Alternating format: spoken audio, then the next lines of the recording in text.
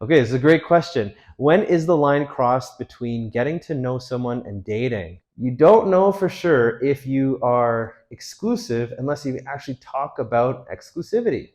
And I think that's where a lot of confusion happens, is because you're talking to someone, maybe you're flirting, maybe you're expressing interest in each other, but you're not necessarily sure if you're the only person they're talking to. Maybe you're like, is it okay if I talk to someone else, if I flirt with someone else?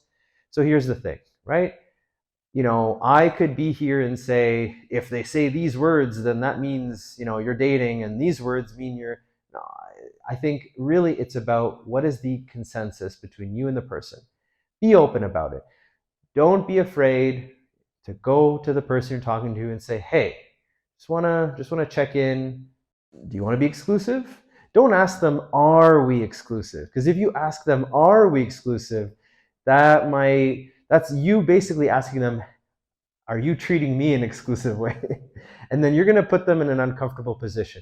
But focus, instead of the past, instead of the present, focus about the future, right? Would you like to be exclusive from this moment forward? You know, like, I'm not asking if you're talking to other people right away or like right now or not. Just asking, do you want to be exclusive from this moment forward, right? And then see what they say. And then be open if they say, you know what, I need some time. If they say, I need some time, it's not necessarily, you're not good enough for me. It could just be that they're like, you know what, I want to think about it. That's a big decision, right? So be like, okay, no problem, no rush, no pressure. Just want to know, and then you can revisit it in the future, right? And then maybe they'll bring it up and they'll be like, hey, you know what? Remember how you talked about exclusivity? Yeah, you know what? I think I'm ready to be exclusive now. Great, let's do it. Or maybe now you're not ready. Who knows? But that's so much better than you're having a conversation with them, and then you text every night, and then it's like somewhat flirtatious, somewhat like, I don't know, not flirtatious, and then you go to your father for confession, and then you're like, Abuna, I found the right one for me. And then Abuna's like, oh, amazing. Do your parents know? And then you're like, no, my friends don't even know. And then you're like, okay, should I tell my friends? And then now you're looking at wedding venues. And then you go to church, and then you're like, well, wait a minute, he's talking to another girl. And then you're like, does that mean? And then you start crying. And that's okay. It's okay. It's safe to cry. But then you get the point, right? Upfront, honesty, transparency, best policy. Make sense? Communicating with a stubborn partner when dating. Here's the thing. For a relationship to work, who has to be happy? Both. Yes. Both people have to be happy. So I hope the conversation with you and your partner is, hey, it's not I win or you win. I get my way and I'm happy, or you get your way, you're happy. It's we both have to be happy for this relationship to work.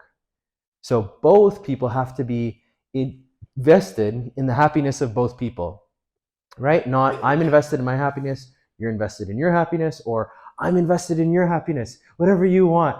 I just want to make you happy. I don't care what I want. And whatever you want. I don't care about me. I just want you to be happy. And that's, codependency, which is also not a shameful thing, but it happens. Both people have to be happy. So hopefully that is the antidote to stubbornness.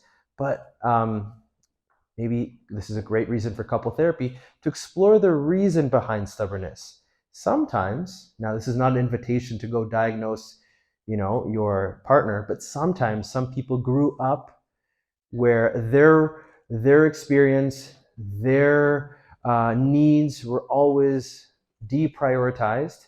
So as a result, in their adult life, they're like, no, I'm going to get my way because my whole life have been told my way doesn't matter.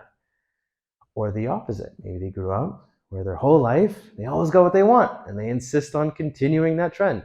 Who knows? Or it could be something completely different.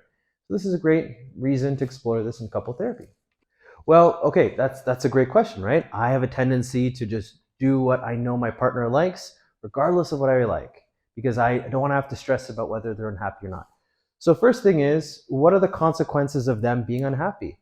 Is it that they punish me so much if they don't get their way that I'm just like, I just don't care. Like, if they don't get their way, I won't hear, I'm gonna hear about it for the whole night or the whole week, right?